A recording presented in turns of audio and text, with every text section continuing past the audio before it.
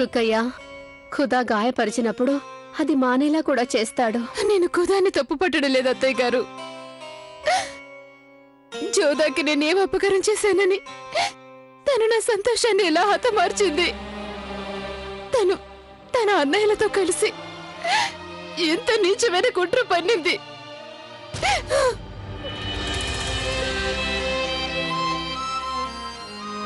ఈ కుట్ర పన్నిన వాళ్ళు ఎవరైనా మేం వాళ్ళని తప్పకుండా శిక్షిస్తాం. చావు కంటే హీనమైన శిక్ష. జోధాని వాళ్ళ అన్నయ్యల్ని నిర్బంధించామన్న సంగతి చెప్పడానికి మేమిలా వచ్చాం. జరిగిపోయిన దానికి అందరూ బాధపడుతున్నారు జలాల్. కానీ ఏ నిర్ణయమైనా ప్రశాంతమైన మనసుతో తీసుకోవాలి. కోపంతో తొందరపాటుతో తీసుకునే నిర్ణయంలో షెహన్షాకి అపకీర్తి తెస్తాయి. అసలు జోధా ఆ పని చేసిందంటే నమ్మడానికి నాకు ఇప్పటికీ మనస్కరించడం లేదు. మీజాన్ అన్ని సాక్ష్యాలు తనే దోషాన్ని నిరూపిస్తున్నాయి.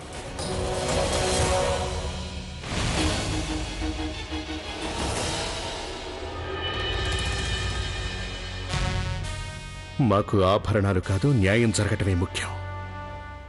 అందరూ వెళ్ళండి.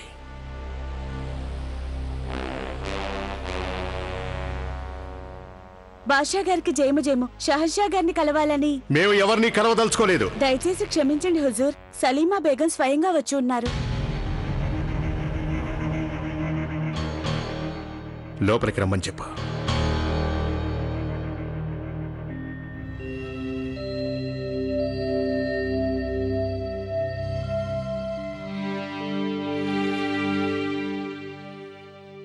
షెహన్షా తమరికి తగిలిన గాయానికి, తమరు అనుభవిస్తున్న బాధకి దాన్ని తట్టుకోగల శక్తి ఖుదా తమరికి ప్రసాదించాలని కోరుకుంటున్నాను. నేను కూడా ఒక తల్లినే. సంతానం అంటే తల్లికి ఎంత ప్రేమో అది కూడా నాకు చక్కగా తెలిసిన విషయమే. మీకు ధైర్యం చెప్పడానికి ఇప్పుడు నాకు మాటలు రావడం లేదు. ఇది చెప్పడానికే మీరిక్కడికి వచ్చారా? కాదు జహాపనా, నేను తమరికి ఒక చిన్న విన్నపం చేయాలని వచ్చాను. తమరు జోదా బేగం కూడా ఈ కుట్రలో పాలు పంచుకున్నారని అనుకుంటున్నట్టుగా నాకు తెలిసింది. కానీ నా మనసు అందుకు ఒప్పుకోవడం లేదు హుజూర్. జోదా బేగంకి పిల్లలంటే వల్లమాలిన ప్రేమానురాగాలున్నాయి. అలాంటి ఆవిడ అంతటి పని చేయదు. తక్కువ రోజుల్లోనే ఆవిడ రహీంకి చాలా చేరువైపోయింది.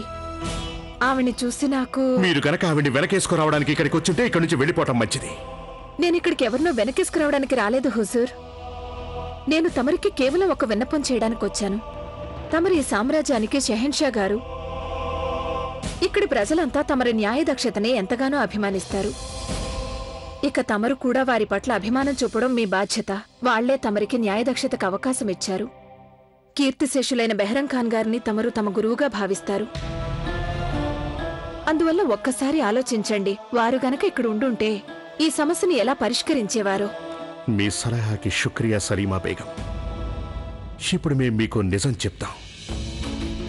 మీరన్నట్టుగానే సాటిలేని బెహరం ఖాన్ ఇప్పుడు కీర్తిశేషులే. ప్రస్తుతం వారు ఈ లోకంలో లేరు. చూడండి, తమరన్నట్టుగానే మేమే బాద్షాలం. మా నిర్ణయాలు స్వయంగా తీసుకోగల సమర్థనం మాకింకొకరి సలహాలు అక్కర్లేదు. తమరు ఇక వెళ్ళొచ్చు.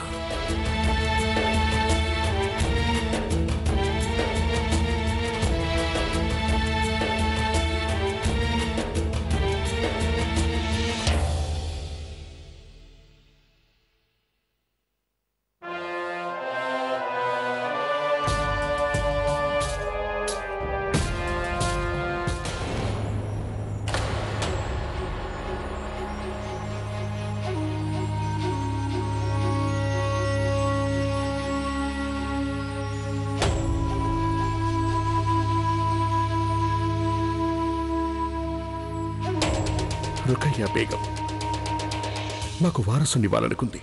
అందుకు మా రాజ్యపు నలుమూలల నుంచి ఇక్కడికి వచ్చిన వారు ఎంతో సంతోషించి మమ్మల్ని అభినందించాలి అని ఇక్కడికి వచ్చారు.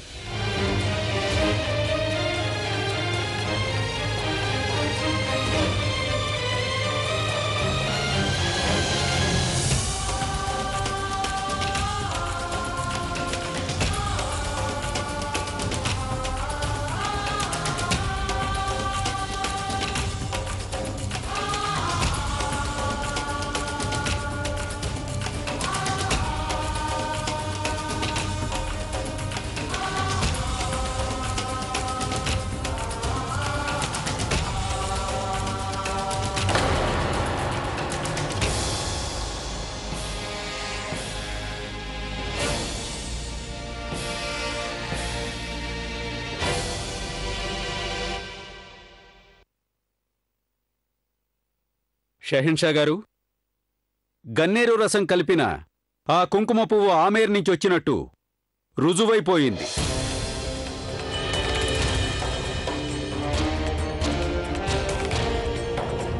అది కలిపిన పాలు తాగినందువల్లే మహారాణి గారికి ఇలాంటి దుర్గతి పట్టింది. అయితే ఆ రసం కుంకుమ పువ్వులో ముందుగానే కలపబడి ఉందా లేదా అనేది రుజువు కాలేదు. ఈ విషయంపై వాదన ప్రారంభించడానికి అనుమతించాల్సిందిగా కోరుతున్నాం. ఈ కుట్ర వెనుక జోధా బేగం, ఆమేరు యువరాజులు ఉన్నారా లేదా అనేది తేలాల్సి ఉంది. ఇక ఎలాంటి వాదన అక్కర్లేదు. వీళ్లే ఆ నేరానికి పాల్పడ్డవారు. వీళ్లే మమ్మల్ని హింసించదలిచారు.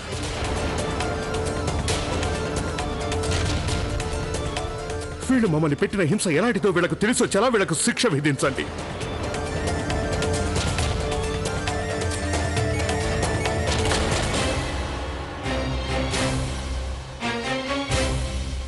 కానీ షహీన్షా, మీరు మా అత్తయ్య చెప్పింది కూడా ఒకసారి వినాల్సి ఉంటుంది.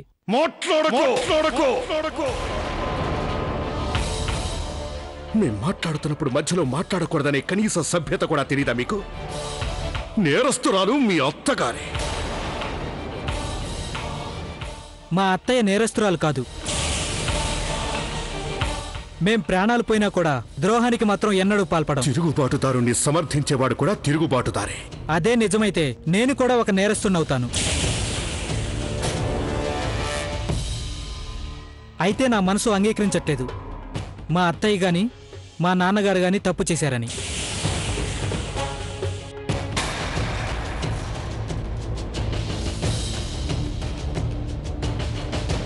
దయచేసి క్షమించండి బాద్షా గారు. మొఘలాయి రాజ్యంలో తమరు న్యాయానికి ప్రతీకన్నది నిజమే. తమరి మాటే చివరిది, మొదటిది కూడా. న్యాయం చెప్పడం అనేది తమరికి గల హక్కు.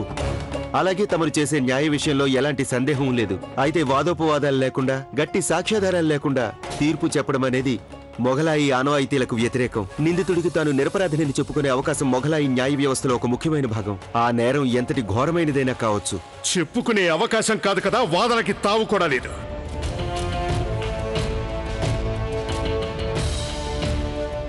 వీళ్లే మా వారసుణ్ణి హత్య చేసిన వాళ్ళు.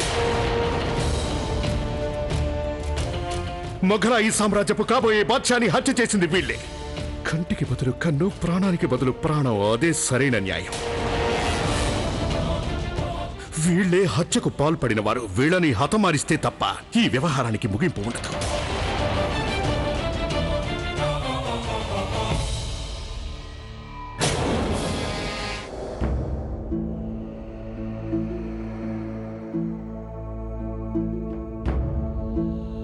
విచారణ మధ్యలో మాట్లాడి దర్బారు నియమాలను ఉల్లంఘించినందుకు క్షమించవలసిందిగా కోరుతున్నాను.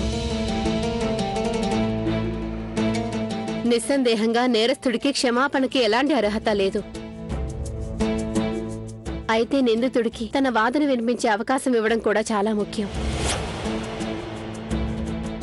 షెహన్షా తన తీర్పు చెప్పిన తర్వాత మొఘలాయి సామ్రాజ్యపు న్యాయ వ్యవస్థని వేరొకరు వేలెత్తి చూపడం నాకు ఇష్టం లేదు. అయితే మీకు ఇష్టమైనది ఏమిటి అమ్మీజాన్? వాళ్ళు చేసిన పనికి వాళ్ళకు కానుకలు ఇవ్వమంటారా? కాదు, నేను కేవలం కొన్ని సంఘటనల్ని గుర్తు చేయదలిచాను. నా ఉద్దేశంలో ఇది జోధా బేగంపై పన్నిన ఒక కుట్ర.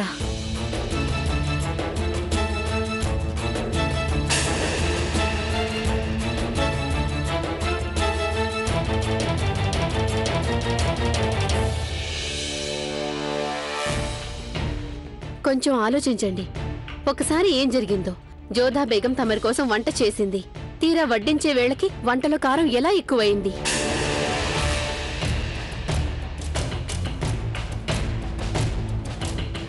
కానీ షెహన్షాకి వడ్డించే వంటకాలన్నీ ముందుగానే రుచి చూసి వడ్డిస్తారు.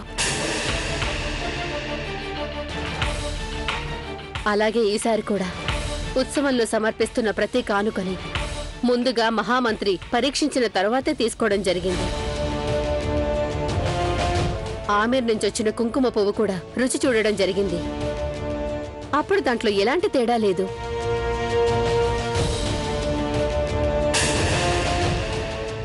మరి ఆ కానుకలన్నీ మన భవనంలోని కానుకల గదికి చేరిన తరువాత జోధా అందులో ఏవైనా కలిపారనా?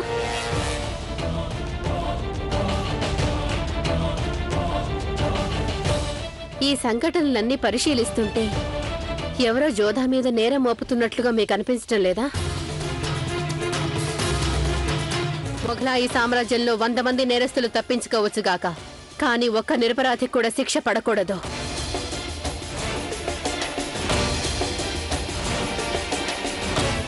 నేను కోరేదేమిటంటే ఈసారి అసలు నేరస్తుని పట్టుకుని తగిన శిక్ష విధించండి.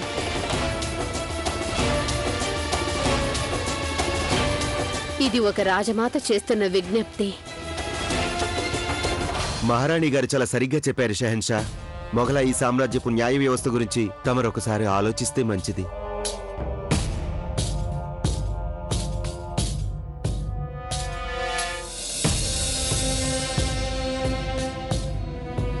ఖాజీ సాబ్ గారు చెప్పింది సరిగ్గా ఉంది. మనం జోధా బేగంకి ఒక అవకాశం ఇచ్చి తీరాలి.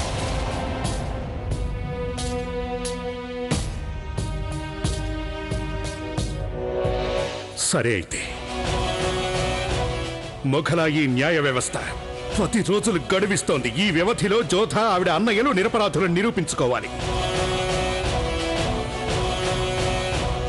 అయితే అంతవరకు వీళ్ళు నిర్బంధంలో ఉండాలి. వీళ్ళనెవరూ కలవకూడదు, వీళ్ళు కూడా ఎవరిని కలవకూడదు.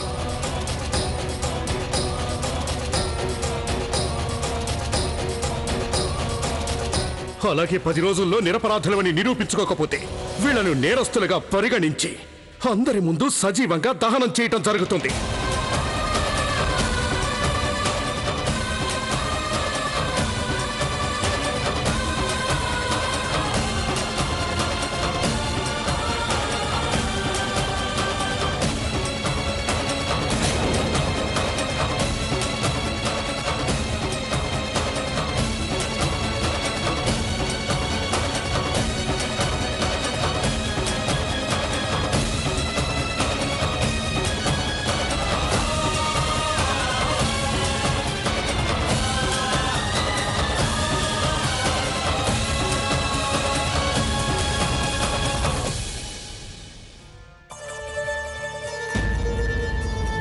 చాలా విచిత్రంగా ఉంది. నేను ఇంతవరకు మీరు అద్దంలో చూసుకోవడమే చూడలేదు. నా ఉద్దేశం ఏంటంటే ఇంతవరకు మీరు మీ అందం గురించి పట్టించుకోలేదని నా ఆత్రం. అమ్మగారు అమ్మగారు అనకు, రాజమాత అని పిలవాలి మూర్ఖుడా. నా మొహం చూసుకోవడం లేదు నేను. అతి త్వరలోనే రాజమాత గౌరవం పొందనున్న రాణి గారి మొహంలోని కాంతిని చూస్తున్నాను నేను. వెళ్ళలేదు. హెచ్చరిక, అప్రమత్తంగా ఉండండి. హిందూ దేశపు బాద్షా మొఘలాయి చక్రవర్తి జలాలుద్దీన్ మొహమ్మద్ గారు వేంచేస్తున్నారహో.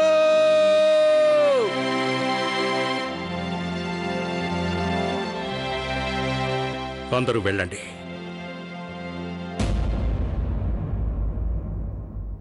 రుఖయ్య, ఖాజీ సాబ్ ఇంకా మా అమ్మగారి కారణంగా మేము వాళ్ళకి 10 రోజులు గడువిచ్చాం. కానీ మీరు కూడా మమ్మల్ని ఎందుకు ఆపారు? మేము అందరి ముందు వాళ్ళని చంపేసుండేవాళ్ళం. దానివల్ల ఏం లాభం జలాల్? ఈ సమస్య ఇంతటితో ముగిసిపోతుంది. దాంతో నేరస్తులకు తగిన శిక్ష పడదు. అసలు మీరు ఏం చెప్పాలనుకుంటున్నారు? ఏంటంటే అత్తయ్య గారు చెప్పిన దాంట్లో కూడా నాకు నిజం కనిపించింది. దానివల్లే నేను నా ఆవేదన నుంచి బయటపడి ఆలోచించక తప్పని పరిస్థితి వచ్చింది. చక్కగా చెప్పారావిడ. ఈ అంతఃపురంలో అకారణంగా గర్భస్రావాలు జరుగుతున్నాయి. ఎంతో మంది రాణుల సంతానం పుట్టడానికి ముందే అంతరించిపోతుంది. అప్పట్లో జోధా బేగం ఇక్కడ లేనేలేదు. దాన్ని బట్టి ఆలోచిస్తుంటే కళ్లకు కనిపించే దానికంటే ఏదో ఉంది. ఒకవేళ ఈ ఘోరానికి మూలం వేరొకటై ఉంటే ముందు మనం ఆ మూలాన్ని వెతికి పట్టుకోవాలి. అంటే మనం నిజాలేంటో తెలుసుకోవాలి. ఇంతకీ ఎవరు ఈ సామ్రాజ్యపు వారసుణ్ణి ఈ లోకంలోకి రాకుండా చేయాలనుకుంటున్నది?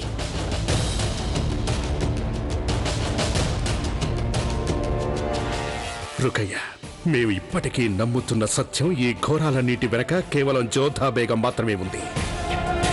తను పెళ్లికి ముందు నుంచి మా మీద పగ తీర్చుకోవాలనుకునేది. మమ్మల్ని తలదించుకునేలా చేసి మాకు ఇబ్బంది కలిగించాలనుకునేది. ఆ పనే తను ఇప్పుడు చేసింది. మాకు మా సంతానం లేకుండా చేసింది. జలాల్, ఇంకో 10 రోజులేగా వ్యవధి ఉంది. నిజమేమిటో అది ఈ 10 రోజుల్లో బయటపడి తీరుతుంది. 10 రోజుల తరువాత తమరు నా కళ్ళెదుటే ఆ నేరస్తుడి తలని ఖండించవలసి ఉంది. ఆ నేరస్తుడు జోధా బేగమే కాని వేరొకరే కాని. హెచ్చరిక, అప్రమత్తంగా ఉండండి. హమీదా బేగం గారు వేంచేస్తున్నారహో.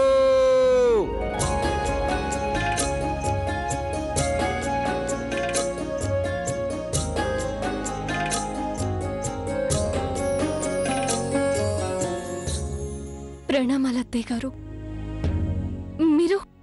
మీరిక్కడికి రాకూడదు కదా. షహీన్షా గారి ఆజ్ఞ ప్రకారం నన్ను ఎవరూ కలుసుకోకూడదు. ఇలాంటి స్థితిలో మీరిక్కడికి రావడం వారికి మరింత ఆగ్రహం కలిగిస్తుంది.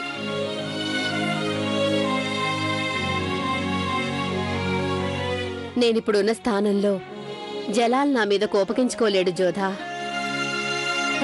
నేనతనికి తల్లిని. ఇక్కడికి నేనొచ్చింది కూడా ఒక తల్లి హోదాలోనే వచ్చాను. నువ్వు నన్ను తల్లితో సమానంగా భావించావు కదూ. అలాంటప్పుడు నిన్ను కలవకుండా నన్ను ఎవ్వరూ ఆపలేరు. హిందూ దేశపు షహన్షా ఆదేశాలు కూడా. నేనిక్కడ బందీగా ఉన్నందుకు బాధపడటం లేదు అత్తయ్య గారు. నా బాధ ఏంటంటే వారు నా మాతృదేశాన్నే తప్పుపడుతున్నారు. హుదా న్యాయంలో నిరపరాధికి శిక్ష పడదు జోధా. అలాగే నేరస్తుడు ఎక్కువ కాలం దాక్కోలేడు. ప్రస్తుతం జలాల్ కోపంగా ఉన్నాడు. ప్రశాంతంగా ఆలోచించాడంటే వాస్తవాన్ని త్వరలోనే తెలుసుకుంటాడు. అప్పుడు తను చేసిన పనికి పశ్చాత్తాపడతాడు. అప్పుడు ఇక నువ్వు మళ్ళీ తలెత్తుకుని తిరగగలుగుతావు. కానీ ప్రస్తుతానికి నేను నా కుమారుడు చేస్తున్న అన్యాయానికి బాధ మాత్రమే పడగలను.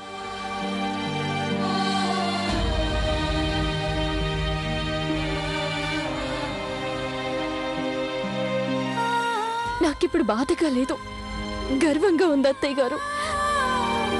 నేను నా అదృష్టానికి ధన్యవాదాలు చెప్పుకుంటున్నాను. నాకు మీలాంటి అత్తయ్య దొరకడం నా అదృష్టమని. మీరు నిండు దర్బారులో మా పరువు మాత్రమే కాక మీరు పరువు ప్రతిష్టలని పరిరక్షించారు. నువ్వు నాకు కూతురువమ్మా. నీ పరువుతోనే నా ప్రతిష్ట ఇమిడి ఉంది. జలాలు దురదృష్టం కాకపోతే నిన్ననుమానిస్తాడా? కానీ మొఘలాయి సామ్రాజ్యంలో ఇంతవరకు ఏ ఒక్కరికి అన్యాయం జరగలేదు. ఈసారి కూడా నేను జరగనివ్వను. నేను నీకు వాగ్దానం చేస్తున్నాను. నీకిక్కడ ఏమైనా ఇబ్బంది కలిగినట్టయితే బయట ఉన్న సైనికుడి ద్వారా నాకు కబురు పంపించు. నేను తక్షణమే ఇక్కడికి వచ్చేస్తాను. ప్రస్తుతం నాకు సమస్య ఉంది. ఏమిటది? నేను అనేక సంవత్సరాలుగా ప్రతి సాయంత్రం కృష్ణుడికి దీపం పెడుతూ వచ్చాను. కానీ ఇంతవరకు ఎన్నడూ మానలేదు. ఇప్పుడు నేను వారికి పూజలు చేయలేని స్థితిలో ఉన్నాను. అదే నా మనసుకెంతో బాధగా ఉంది అత్తయ్య గారు. నీ శ్రీకృష్ణుడి సమక్షంలో దీపం వెలుగుతుంది జోధా. నేను వెలిగిస్తాను.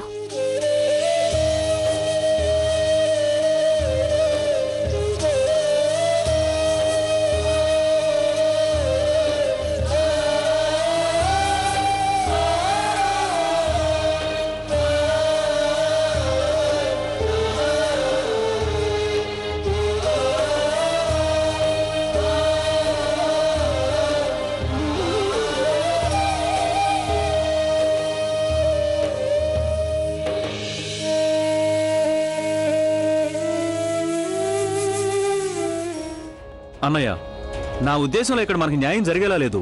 ఇక్కడ మనకి ఆమెరికి వ్యతిరేకంగా కుతంత్రాలు పన్నుతున్నారు. ఇంత పెద్ద కుతంత్రమా అమ్మా?